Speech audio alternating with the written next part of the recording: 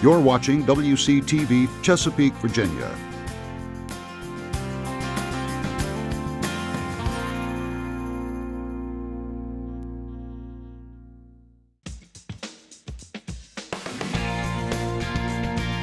Thank you for coming, Blair. It was nice to meet you. Nice to meet you as well.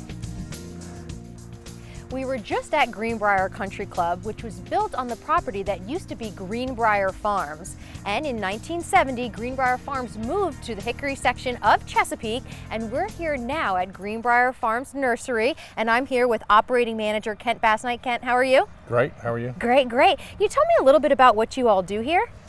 We are operating a 750-acre nursery. Came out in April of 2 years ago. Started off with a nursery that needed to be cleaned up. Took quite a manpower, probably in excess of 40 men. For 1 year worked out here cleaning up the fields. So we're trying to operate a nursery in a down economy and looking to keep this place thriving in the trying times. And that's always a difficult challenge, but I know that you guys grow trees here and you tend to ship them elsewhere? Northern mainly. We do have a local market. Mainly we're shipping north of Connecticut. So at the farm we have about 15 people full-time. The digging season men go home in the winter. Right now we've got about 10 people on staff. We've got people that have been here as long as 26 years. We have people that have been gone for 10 years and come back. So the people that work here love this place.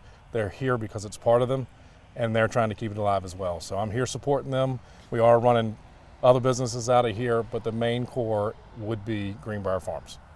Great, and now I know when you drive down the Chesapeake Expressway, you can see Greenbrier Farms from here. What trees are the folks looking at when they're driving down the expressway? Well, anybody that goes to Nag's Head has seen the crepe myrtle display. We've got about 25,000 crepe myrtles on the farm, and when they pass by in the right months, June, July, you will see an awesome display of color.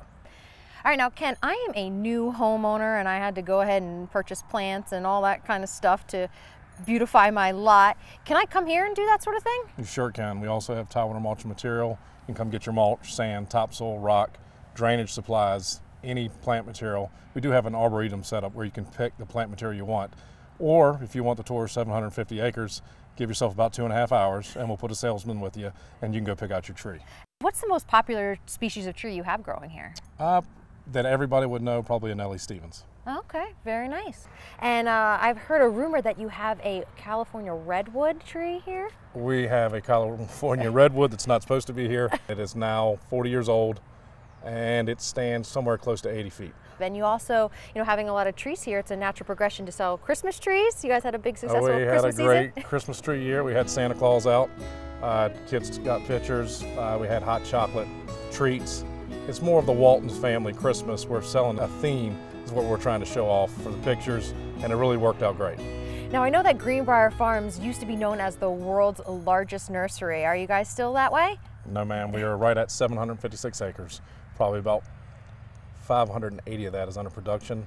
We do have a whole lot of open land. We're trying to give back to the community, get the local people involved, churches, 4-H, Boy Scouts, YMCA, just really trying to get some community involvement and turn this into a place where families can come out and have picnics, fish on the farm, and just make it a part of Chesapeake's history. Wow, and you guys had a very successful oyster festival here not too long ago. Is that a trend we're going to be seeing more in the future? You will definitely see the Oyster South Festival every year, same weekend before Thanksgiving. We gave $10,000 away to King's Daughters this year. We also were able to give the Sheriff's Department, who we couldn't have done the event without, $2,500 towards their children's fund. And we were also able to give Mount Pleasant Christian Church $2,500 because they did all the cooking for us. So within 5 weeks, we were able to host a party that went over very well, and we're hoping for more and more for years to come. And what other events do you have planned for the future? We are looking at a chili cook-off and skeet shoot. It is not, the date's not set yet. We are looking at a Goat's Beard mountain bike race. I'm not sure what that is, but Devin Thompson is leading that up. And we're also looking at a mud run, which is also all family oriented, just trying to get the families out to the farm. What kind of activities can families do here? You mentioned fishing, and what else is there to see here at the farm? It's mainly nature. We have more turtles than you care to speak, duck, coyote, deer. There's a bald eagle on the farm on a regular basis. So it's really just taking the kids out the way I was raised. It's not available around this area anymore. Bergie's is closed up, so we're looking at the pumpkin patch. We're looking at the corn maze, trying to do the haunted forest next year. Really, whatever it takes, we're trying to get the public out here. Kent, you grew up several miles away from this farm, which was closed off for years to the public. Correct. I went to Great Bridge, and actually, as a child, hung out with more than 4 groups of people that live on this road. So I was run off the farm many times by Marshall Hogue. It was believed back and then just to keep the kids off the farm so the vandalism would be down. At this point, we're trying to bring the public in. You allow them in, less vandalism, and you can also, they get the treat of the history behind this farm. And you're a father. How much does it mean to you to open up this to the community and the children of Chesapeake? It is great to see the kids' eyes light up, and it's what's needed in this area. We've got 100 years of history here that needs the community support to stay alive. And how can the community get involved with the farm here? We are open to any suggestions. The phones are open. My number is on the website, greenbrier-farmsnursery.com. All right, so you heard them.